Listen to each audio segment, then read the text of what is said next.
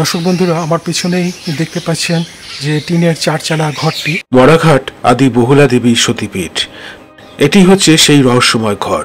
টিনের চারচালা ঘরের দাওয়ায় বসে ভক্তদের সাথে তখন কথা বলছিলেন সাধু বাবা রামানন্দ ব্রহ্মচারী। বর্ধমানের নবাবহাট বাসস্ট্যান্ড থেকে বাসে চড়ে ঘণ্টা দুয়েক বাদে নামলাম কেতুগ্রাম বাসস্ট্যান্ডে। সূর্য তখন মধ্য গগনে, মাত্রাতিরিক্ত গরমে হাঁসফাঁস অবস্থা। একটা টোটো ধরে রওনা দিয়েছিলাম মরাঘাট আদি বহুলা দেবী সতীপীঠের উদ্দেশ্যে। কেতুগ্রাম বাসস্ট্যান্ড থেকে ঢিলছোড়ার দূরত্বে চোখে পড়ল বহুলা দেবীর মন্দির। তবে আমি প্রথমে যাচ্ছি মরাঘাট আদি বহুলা দেবীর সতীপীঠে। কোনটি প্রকৃত সতীপীঠ তা নিয়ে কিন্তু একটা বিতর্ক বা দ্বন্দ্ব আছে। প্রায় মিনিট 10 বাদে পৌঁছে গেলাম মরাঘাট আদি বহুলা দেবী সতীপীঠের দ্বারপ্রান্তে। নদীর উপরে একটা কাঠের সেতু। এই সেতু পেরোলেই জঙ্গলাকীর্ণ বিরাট এলাকা জুড়ে সতীপীঠ। ভিতরের পরিবেশ খুব মনোরম। সতীপীঠের ভেতরে দাঁড়িয়ে মনে হলো এখানে যেন প্রকৃতি এক গভীর ধ্যানে মগ্ন। ক্ষণিকের মধ্যে মন সহজেই একাগ্র হয়ে গেল।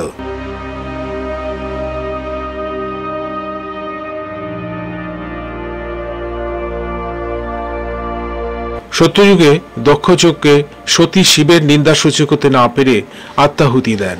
এরপরে মহাদেব কালভৈরবকে পাঠান দক্ষকে বধ করতে। ক্রোধে উন্মত্ত শিব তখন সতীর দেহ নিয়ে তাণ্ডব নৃত্য শুরু করেন। তাকে শান্ত করতে বিষ্ণু সুদর্শন চক্র দিয়ে সতীর দেহ বিভিন্ন ভাগে খণ্ডিত করেন।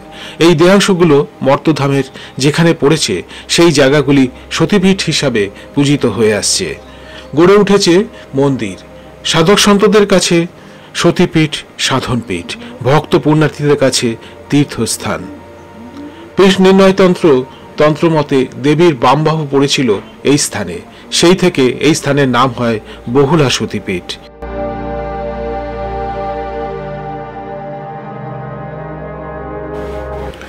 উদাস নয়নে বসেছিলেন সাধু বাবা রামানন্দ ব্রহ্মচারী।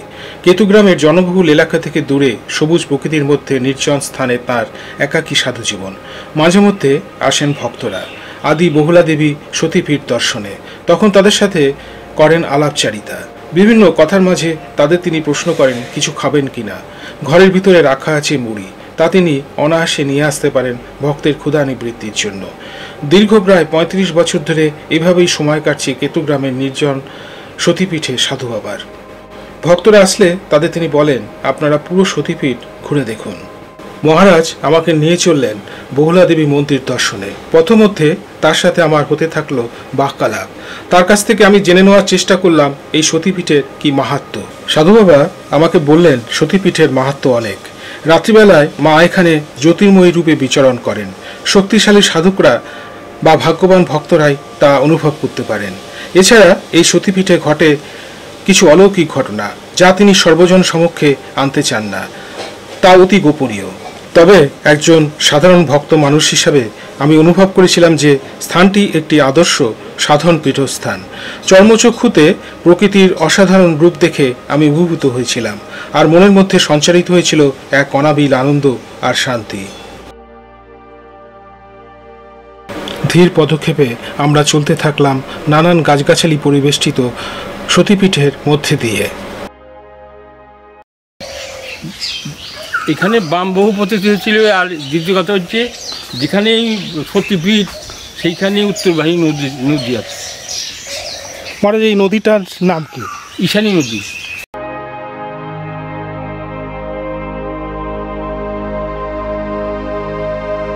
আপনি কত বছর এই স্থানে আছেন? আমি 30-35 বছর। 30-35 বছর আপনি এই স্থানে আছেন এক নাগারে? আপনি এই স্থানে কিভাবে এলেন মহারাজ? আমি মাই এনেছি আমাকে। আপনি একজন শক্তি সাধক তো?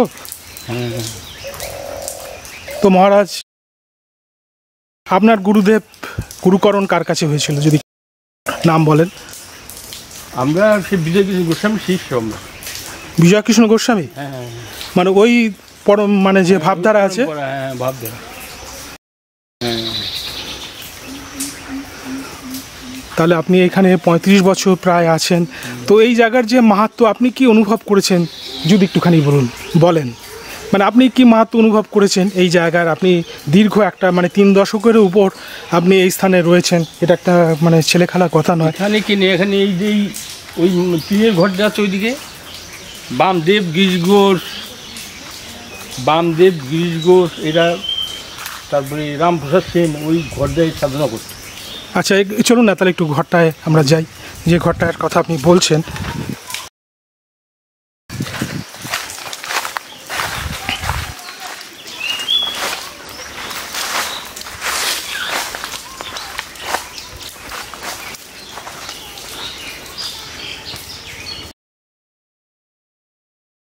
এই ঘরটা আমি যে ঘরটা বারান্দা বসেছিল, এই ঘরটি ওই ঘরটা। তো মহারাজ আপনি যেমনটা বলছেন যে আরেকটু চলুন না সামনে, ঘরটার সামনে। এই যে টিনের চালার যে ঘরটি রয়েছে, তো এই ঘরটিতে আপনি যেমনটা বলছেন বামদেব এবং গিরিশ ঘোষ এনারা এখানে এসে, গিরিশ ঘোষ, রামপ্রসাদ সেন এনারা এসে এখানে সাধনা করেছেন। আচ্ছা এই ঘরের মধ্যে কি কোনো বিশেষত্ব আছে? পঞ্চমন্দির আসন বা এরকম কিছু আছে? পঞ্চমন্দির আসন তো মন্দির পাশেই আছে। আচ্ছা, কিন্তু এইখানে ওনারা সাধনা করতেন। এই ঘরটা কি খোলা যায়? হ্যাঁ খোলা যায়, চলুন না একটু খুলে দেখান না। দর্শক বন্ধুরা, এই রহস্যময় ঘরের কথাই আপনাদের বলছিলাম। অনেক বড় বড় সাধকরা এই ঘরে বসে সাধনা করেছেন, এদের মধ্যে বামদেব উল্লেখযোগ্য। এখনও অনেক বড় বড় সাধু আসেন এখানে এই ঘরে বসে সাধনা করতে। এই ঘরের ভিতরে এমন কিছু একটা শক্তি আছে যা সাধককে সাধনে সহায়তা করে। তো আমি মহারাজের সঙ্গে যাচ্ছি সেই ঘরটিতে, যে ঘরটিতে বামদেব, গিরিশ ঘোষ, রামপ্রসাদ সেন এনারা নাকি সাধনা করতেন এই ঘরে বসেই। আমি তারা নামে ভেলায় চড়ে ভব নদী হব পার। আমি তারা নামে ভেলায় চড়ে ভব নদী। নিচে একটা কম্বল পাতা আছে, এখানে একটি খাট রয়েছে দেখতে পাচ্ছি। তো মহারাজ এখন তো বোধহয় আপনি এখানে সাধনা করেন। অনেকগুলো আম সেগুলো তো নষ্ট হয়ে গেছে। এখানে একটা কম্বল পাতা রয়েছে দেখতে পাচ্ছি। তা মহারাজ এই ঘরে কি কেউ এখন সাধনা করেন? হ্যাঁ এখন সাধু সন্তরা আসে এখানে, এই ঘরেই থাকে।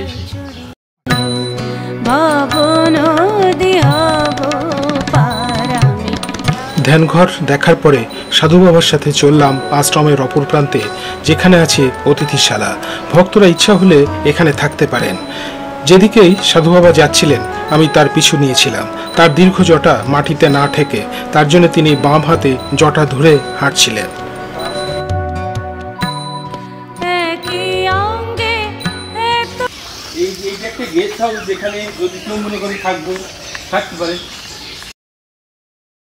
এই গেস্ট হাউসটি মনে হচ্ছে অধুনা নির্মিত হয়েছে, নতুন মনে হচ্ছে।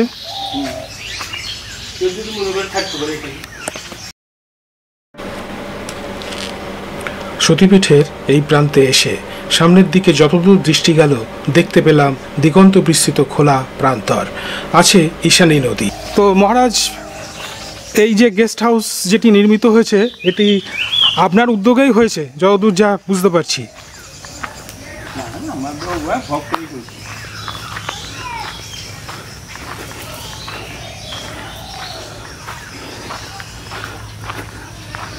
ঈশানী নদী ওই দিক দিয়ে বয়ে গেছে না? আপনি যখন প্রথম এই 30-35 বছর আগে এখানে এসেছিলেন তখন জায়গাটি কিরকম ছিল? এগুলো তো আমি করেছি, এগুলো তো ছিল না কিছু। গেস্ট হাউস তো 3 থেকে 4 বছরের মধ্যে এসছে, আর ওইগুলো সব ছিল না, ভগ্ন অবস্থা ছিল।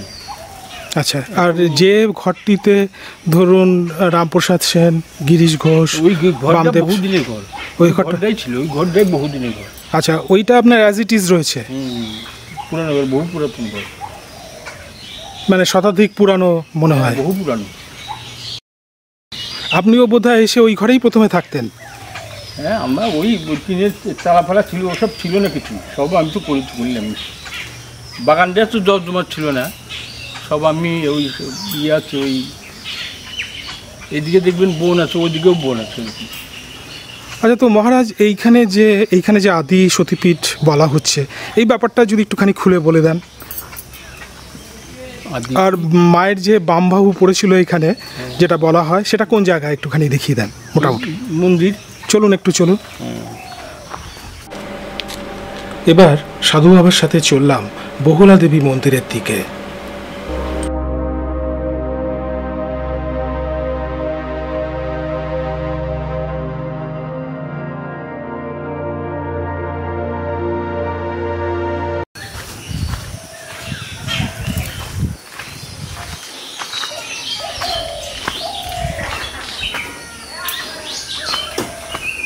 মহারাজ, এই যে সামনে যে ঘরটি দেখতে পাচ্ছি, এইখানে আপনি থাকেন এখন? একদম আগে এরকম ছিল না তো, সব ভগ্ন অবস্থা ছিল, এখন তো পরিস্থিতি।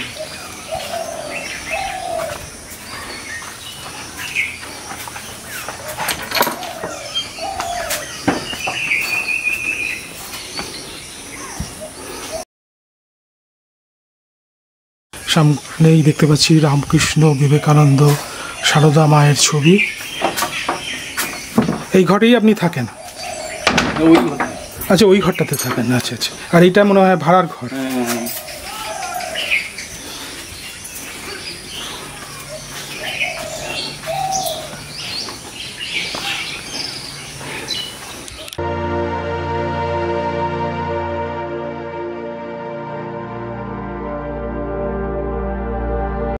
মহারাজ, আজকে আপনার আহার হয়ে গেছে?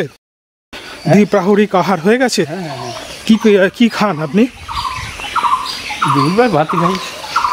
ভাত আর নিরামিষ নাকি? ভাত, ডাল, তরকারি। আর রাত্রে?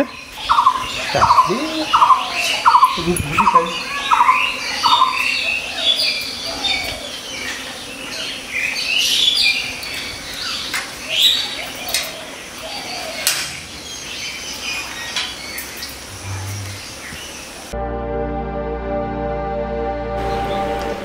মন্দিরের গর্ভগৃহে প্রবেশ করে দেখতে পেলাম মায়ের শিলামূর্তি। এখানেই পতিত হয়েছিল মায়ের বামবাহু। বামবাহুর উপরে মা প্রতিষ্ঠিত।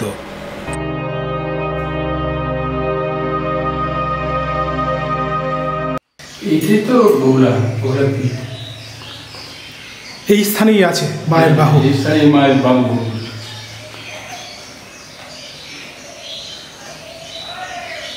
মন্দিরটি কত বছরের? এই যে মন্দিরটি দেখতে পাচ্ছি, বয়স বলা যাবে না, এই 70 যুগে।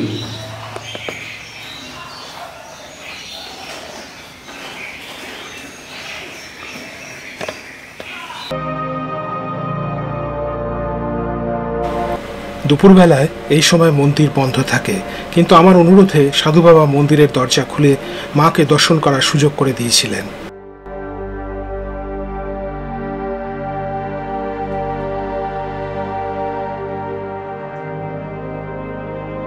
বর্ষার সময় প্রচুর জল, মানে হাঁটু জল হয়ে যায় নাকি? এখান থেকে জল হয়ে যায়, মানে পুরো সিঁড়ি ডুবে যায়? সিঁড়ি? হ্যাঁ, সব সিঁড়ি ডুবে যায়। আচ্ছা, তাহলে তো তখন খুব কষ্ট হয় আপনাদের। আসুন মহারাজ। মহারাজ, আপনি যখন এসেছিলেন তখন তো প্রথম, সেই 35 বছর আগে, তখন তো দুর্গম জায়গা ছিল এটি। তাহলে আপনাকে মানে দীর্ঘ 35 বছর আপনি কষ্ট করছেন এই স্থানে। বিশেষ করে বর্ষার সময় বেশি কষ্ট। তাহলে মহারাজ, এই যে আপনি 35 বছর এখানে আছেন, দীর্ঘ সময় একটা, তো আপনি কিছু আধ্যাত্মিক অনুভূতির কথা যদি একটুখানি বলেন এই স্থানে। এখানে মা সোনাদের বিচারণ করে সারা, এখানে মা সারা রাত বিচারণ করে, মানে ঘুঙুরের শব্দ পাওয়া যায়, নুপুরের শব্দ। এছাড়া ধরুন নুপুরের শব্দ পাওয়া যায়। আপনি দেখেছেন কখনো মায়ের দর্শন হয়েছে? হ্যাঁ, আমরা মা আছেই জানি, মা ছাড়া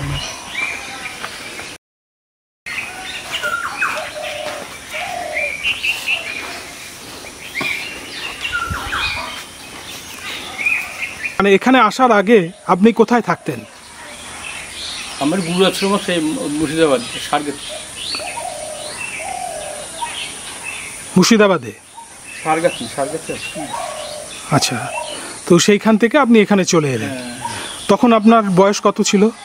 তখন আমি যখন এসেছিলাম তখন কত 30-35 বছর ধরা যেতে পারে। তখন ওইরকম 40 বছর। তো আপনি তখন থেকে একা স্থানে আছেন, আপনার একটু মানে কোনো রকম মনে ভীতি বা এরকম কিছু আসে না? না, এরকম তো মনে হয় ভয় লাগে না আমার কোনো। তো মহারাজ একটু আধ্যাত্মিক অনুভূতি সম্পর্কে একটু বলুন না। এই যে আপনারা ধরুন সাধু মানুষ, হ্যাঁ, তো আপনাদের দীর্ঘ সাধু জীবন, তো এই সাধু জীবনের যে মানুষ যে সাধু হয়, হ্যাঁ, সংসার জীবন থেকে সে দূরে চলে যায়, সাধু হয়, তো কি জন্য? যার ইচ্ছে, মায়ের ইচ্ছে হয়, মানে একটা উদ্দেশ্য তো থাকে। হ্যাঁ, মা ভগবান যাকে টানে সেই সাধু হয়, তাছাড়া সবাই তো পারেনি, ইচ্ছা করলে হতে পারেনি। কিন্তু আমরা যেমন সাংসারিক সাধারণ মানুষ আর সাধু যারা সাধনা করছেন তাদের তো অনেক মানে পার্থক্য থাকে। তারা যারা ঈশ্বরমুখী, যারা মানে মন সবসময় যাদের ঈশ্বরমুখী, তাদের তো ঈশ্বর অনুভূতি অনেক হয়। সেরকম কিছু ঈশ্বর অনুভূতির কথা যদি একটু বলেন, যে মানুষ কিভাবে তার মনকে ঈশ্বরমুখী করবে, আপনার কি মনে হয়? মানুষ মনকে একাগ্রতা করে, তার থেকে কথা বিরাট ব্যাপার। আচ্ছা, কিভাবে করা সম্ভব সেটা যদি একটু বলেন। দীর্ঘদিন থাকার পর অনুভূতি হয়। মানে ধরুন এই যে আমাদের ষড়রিপু, কাম, ক্রোধ, লোভ যে ষড়রিপু আছে, আমরা কিভাবে সেগুলোকে মানে দমন করব বা দমন না করলেও স্তীমিত কিভাবে করতে পারি? সাধনের মাধ্যমে করতে হয়। মানে ধরুন এগুলোই তো আমাদের সংসার জীবনে সব থেকে বেশি অঘটন সৃষ্টি করে, তাই না? ঝগড়াঝাটি, অশান্তি, এটি তো সাধনা। কিন্তু যারা সাধনা করে তাদের মন স্থির হয়ে যায়, শান্তি আর আনন্দ। তো এই বিষয়ে আপনি একটুখানি বলুন। যদি কৃপা করে তাহলে হবে, মা যদি তার দিকে, মায়ের দিকে টানে তাহলে হবে, অবশ্যই হবে, সব মায়ের ইচ্ছে। আপনি এই যে সংসার ধর্ম থেকে আপনি যে সাধু জীবনে চলে এসছেন, হ্যাঁ, কিসের টানে? মাই সব করছে, মাই জানি। মানে সংসার জীবন কি ভালো লাগছিল না? মানে তখন আপনি যৌবন বয়সে তো আপনি চলে এসছেন সাধু জীবনে। মায়ের ইচ্ছে, আমি তো ওকে বুঝি।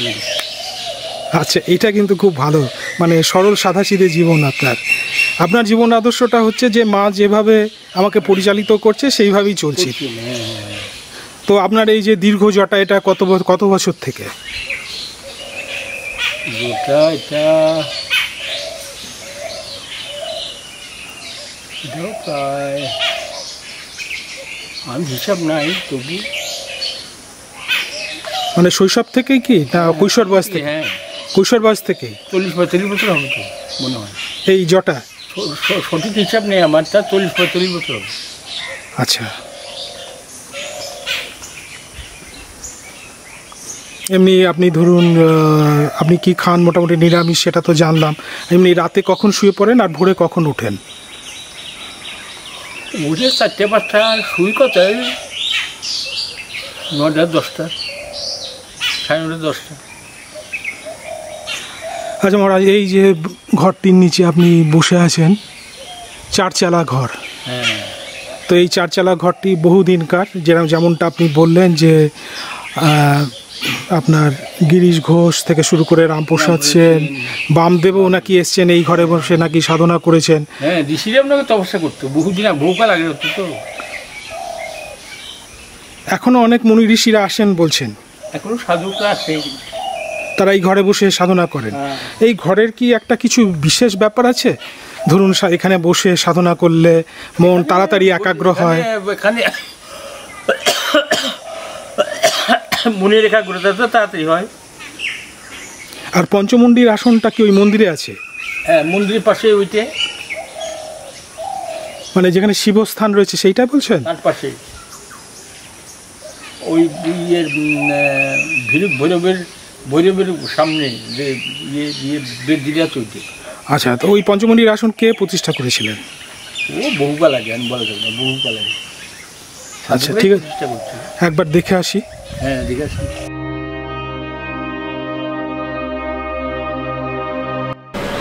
ভৈরব মন্দিরের সামনে হনুমানজি মূর্তির পাশেই উঁচু বেদির মতন স্থানটি নাকি পঞ্চমন্দির আসন। এগুলোই খিচুড়ি, আপনার মহোৎসবের সময় খিচুড়ি রাখা হয় না, এগুলোতে খিচুড়ি রাখা হয়। আর এই যে বড় যে লোহার পাত্র, এটিতেও খিচুড়ি রাখা হয়। বাঁশের একটি কাঠামোর উপরে অ্যাসবেস্টস সিটের ছাউনি, নিচে মাটির উনুন, এটি সাধু বাবার রন্ধনশালা। এসব দেখার পরে ফিরে এলাম সাধু বাবার কাছে। হ্যাঁ বলুন। এখানে যা মনস্কামনা করে তাড়াতাড়ি প্রতিফলন ঘটে, মনস্কামনা সিদ্ধ হয়, তা মা পূরণ করেন তাড়াতাড়ি। আচ্ছা, বেশ দূর দূরান্ত থেকে ভক্তরা আসে তো মনস্কামনা। বেশ কিছুটা সময় সতীপীঠে মহারাজের সাথে কাটানোর পরে এবার আমার ফিরে যাওয়ার পালা। কিন্তু আমাকে যেতে হবে কেতুগ্রাম বাসস্ট্যান্ডের কাছে বহুলা মায়ের মন্দিরে।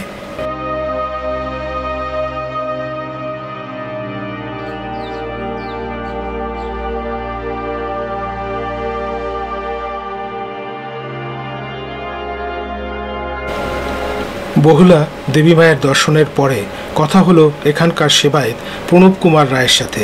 তিনি অবশ্য বললেন এটি প্রকৃত সতীপীঠ। আপনারা কি সেবায়েত এই মন্দিরের? আপনার নামটা যদি একটু বলেন। আমার নাম প্রণব কুমার।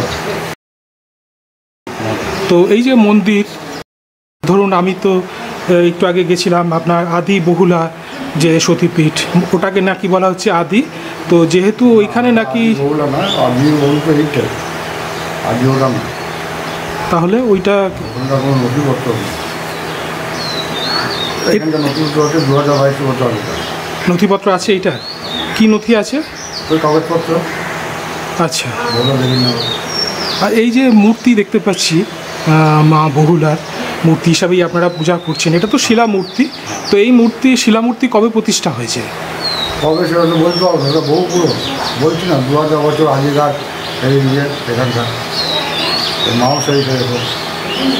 আচ্ছা, এটা ব্যাপারে আপনারা বলতে পারবেন না। আর মায়ের যে বামবাহু এখানে পড়েছিল, তাহলে সেটা কোথায় পড়েছিল? সেটা মায়ের যে গল্প আছে, মা যেখানে দণ্ডায়মান সেইখানে। আর এই যে খাড়াটি দেখতে পাচ্ছি, মায়ের পাশে যে খাড়াটি দেখতে পাচ্ছি, খাঁটা যেহেতু উনি দুর্গামূর্তি, উনি ওনার এখানে পাটা বলি হয়, মোষ বলি হয়, বলি হয় বলে ওখানে একটা খর্ব রাখা হয়। আচ্ছা আচ্ছা, ওকে।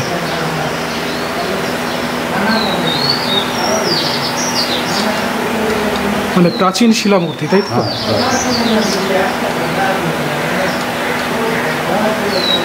এবং ওই পাশে আছে অষ্টমী গণপতি।